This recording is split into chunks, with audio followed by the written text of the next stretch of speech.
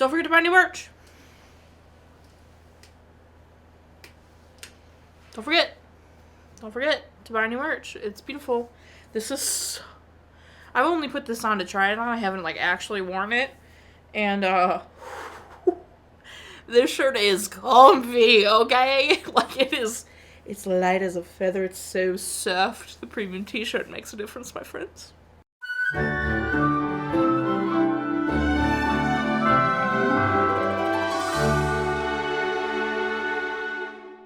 Welcome back to Every Disney Movie Ever. My name is Jess and I'm watching Every Disney Movie Ever. Today I'm going to talk about Brink. Brink is a 1998 Disney Channel original movie. It is directed by Greg Beeman, cinematography by Rodney Charters, editing by Lee Haxall, music by J. Peter Robinson, and is written by Joe Schechter.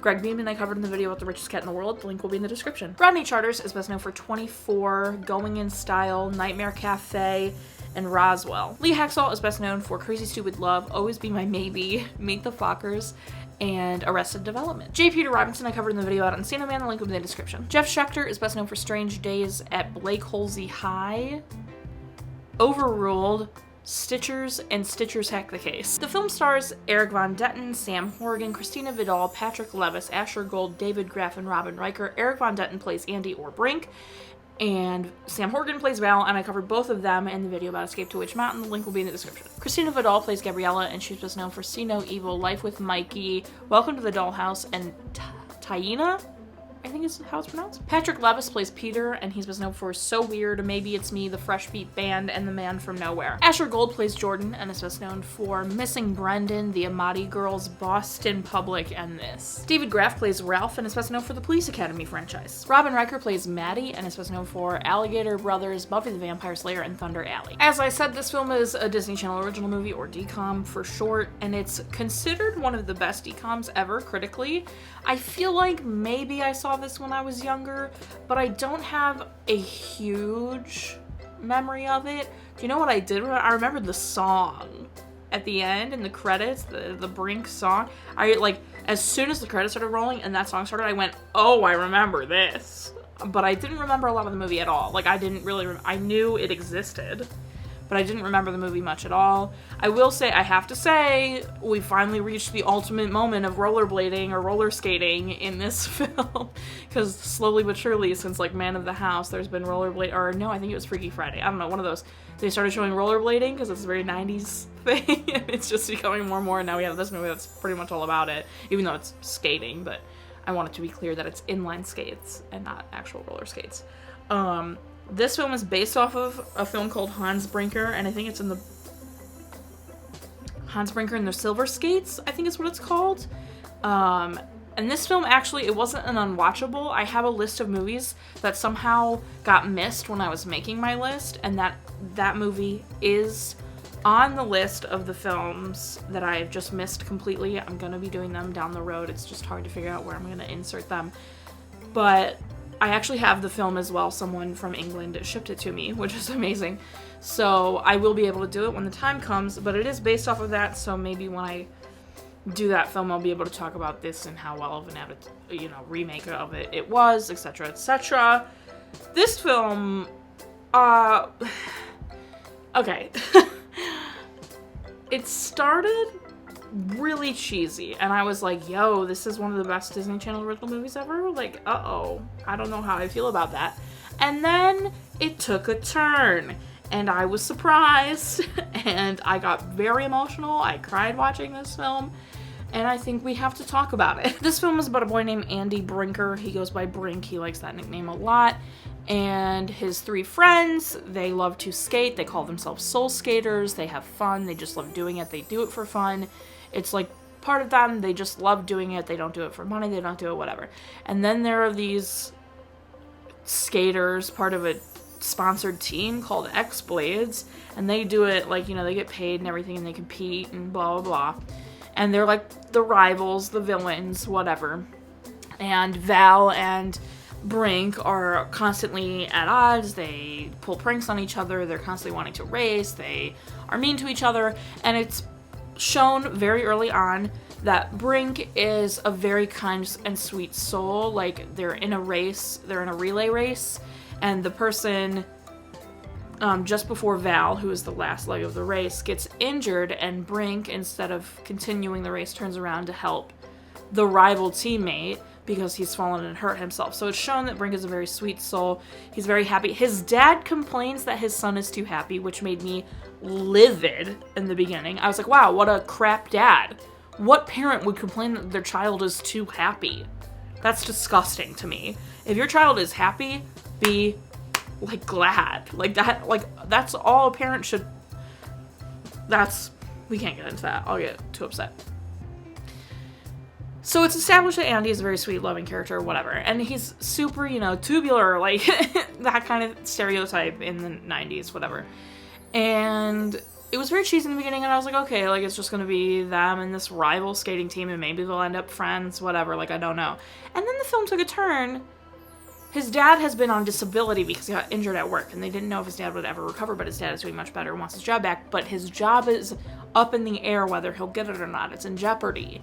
And he hears his parents talking about how they're going to struggle to pay some bills. And so Brink then has this very real-world adult concern on him. He's worried about his family and how they'll be able to afford to pay bills, and like he doesn't want all the stress on his parents and all that kind of stuff. So he decides to go out for the spot in the X-Blades that was opened up when the one guy got injured to help pay for stuff for his family.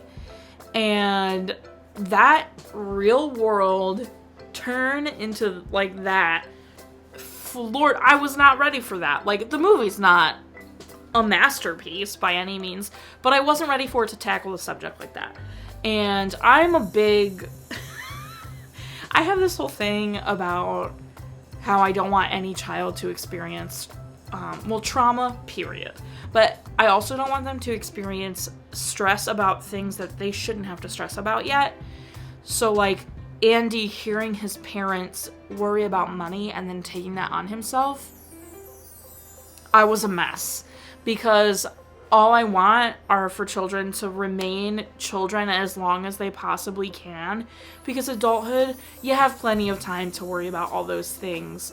And so children who experience any kind of trauma or stress or an adult stressor like that really affects me, because I don't want that for them. And I think it's been made even worse by the fact that I have a lot of little kids in my life now. I have my munchkins and I have my god kids, and like the idea of them experiencing any kind of trauma like makes me sob. Like I don't want that.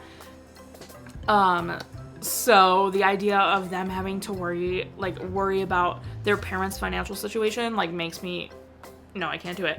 So I think seeing Andy, who was this like happy-go-lucky, soul skating, just having a great life kid, turn and be like, oh my gosh, my family needs help, like I need to do that. I'm getting emotional.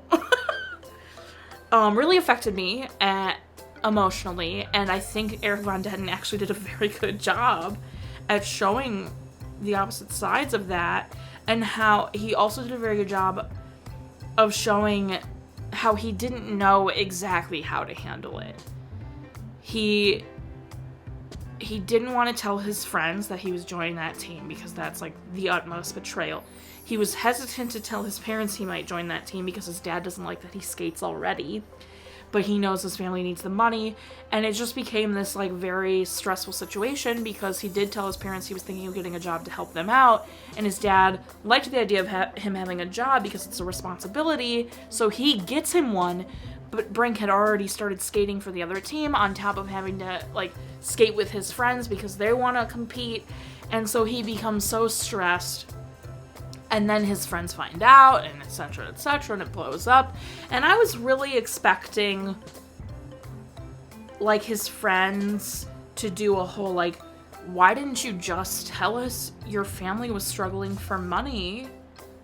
And so you were going to go out for the team. Like, I was expecting that, and that didn't happen, and that's one of my big disappointments of the film. When he told his friends, finally, that the reason he joined X-Blades was because his family was struggling for money, Gabriella specifically, her reaction was, we all need money. You don't sell out. And I was upset by that.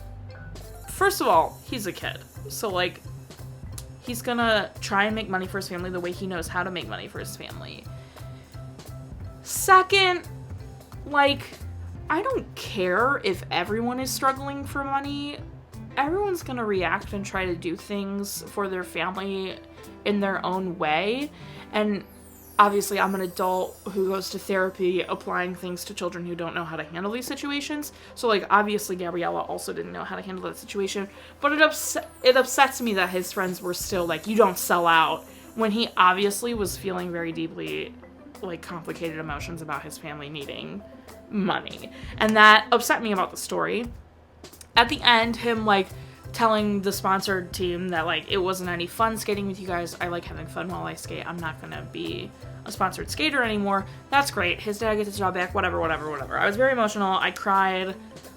When Andy was dealing with all that. I didn't cry at the end. Like, I wasn't crying because I was, like, happy or whatever. I was crying when Andy was experiencing all the stress. And when he had to do, like, school, job, skate, homework, sleep, like when he had to do that, that's when I was super emotional. Otherwise, the film is fine.